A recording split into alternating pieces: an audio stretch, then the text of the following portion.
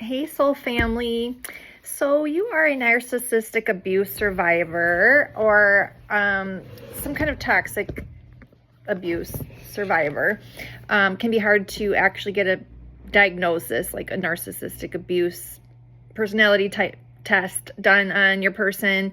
Not likely that they'll be honest if they were to even get a psych evaluation, but if you are a survivor, most likely not only have you had multiple things in your life crumble, like your finances, your support system, it affects every aspect of your life, mentally, physically, emotionally, financially, spiritually. They just have a certain type of people came here into this earth to take. They're the takers of the world. And I've developed a soul quality test that can help you know for sure what you're up against at a soul level with this person. The knowing like the root of it can be super helpful because regular therapy isn't going to probably work with them, and a psych evaluation not likely that they're going to be vulnerable enough and admit fault or take accountability to actually take a test. And if they were, they're super manipulative. I don't even know if I trust the results of a test. You're kind of screwed as far as conventional therapy goes, and it's really hard to find a therapist who's trained on being able to detect abuse. And from my experience, traditional therapy only made matters worse with certain individuals that I've had to deal with. So let me help you with the soul quality test. It can help you to know like the quality of the person's soul at a basic core level. Like certain souls stay connected to divine source energy, their intuition, their conscious, and certain souls came here to cut themselves off from it. And in order to survive them, they have to take from others. That is just the bare brass bones facts of it, and it can help you take it less personal when they are ruining your life and sucking you dry emotionally, financially, spiritually, mentally, everything. But if you are suffering symptoms of that, not only just the things I mentioned physically, sorry for the paint. When I get stressed, I do painting projects. I spray paint the shit out of stuff. Working on a shelf right now, it's taking me a lot longer than I thought.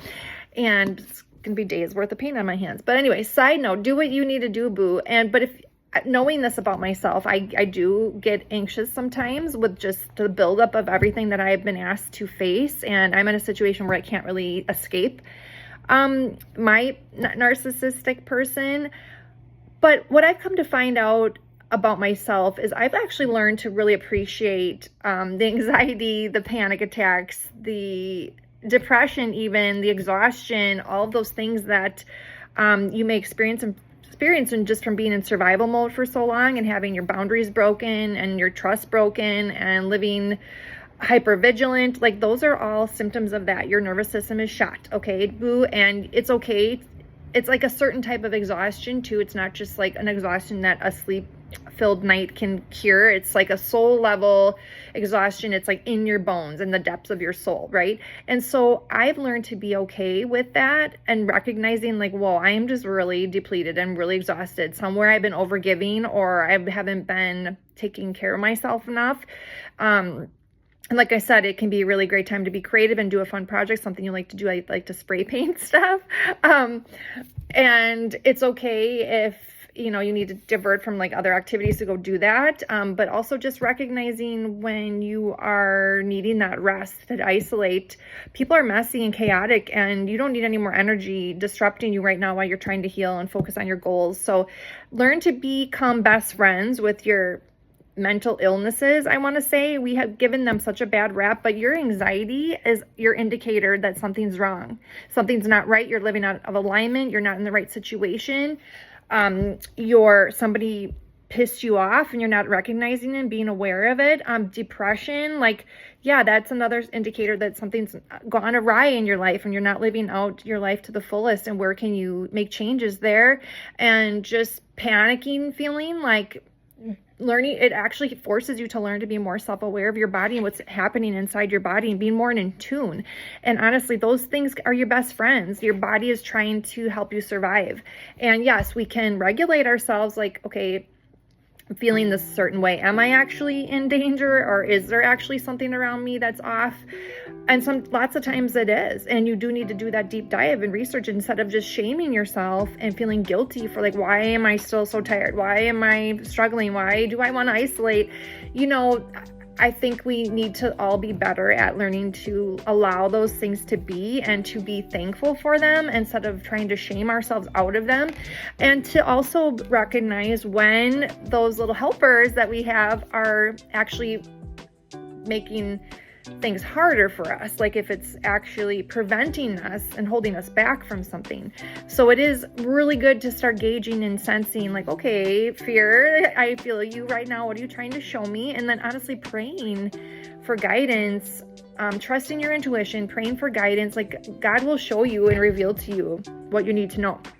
And if I've actually had it multiple times now in my life where I've sensed something was off with someone and I actually started asking God to show me who they really are, and doggone it, God showed me. It wasn't really what I wanted to hear.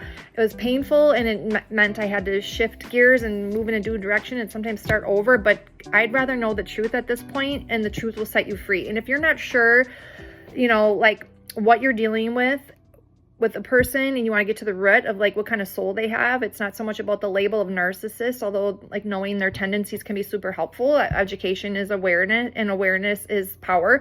But if you're not sure, and if you've done all the regular things and you need help, I'm a spiritual coach and channel, and I can tap into the person's energy and help you discern what type of soul they might have. There are just the takers of the world that they have to take from their environment and people in order to survive.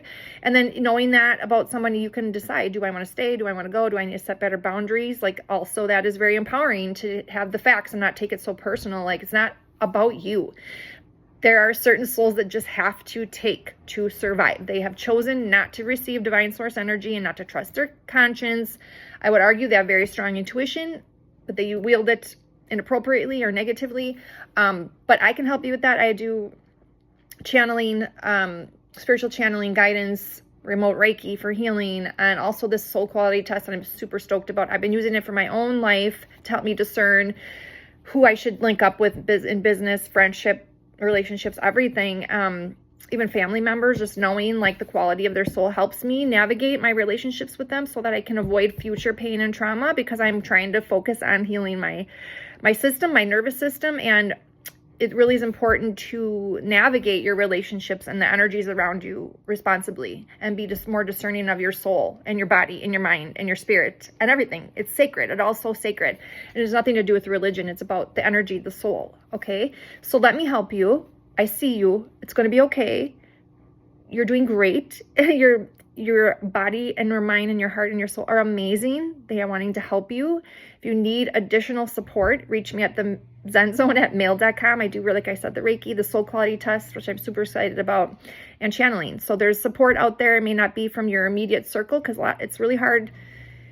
Not most people can't understand what you're up against. It really takes somebody who's been through it and sees it from a higher perspective to really get to the root of this issue, which is it's kind of a spiritual battle. I like to argue that it's not really about any kind of personality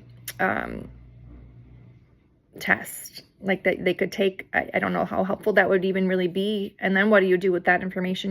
There's not a lot of support in traditional modalities. From what I found, you kind of need to dig at this like in a spiritual way. So that's all for now, but I'm your girl if you need some help. Okay. I get you. I see you. It's going to be okay. Love you. Bye.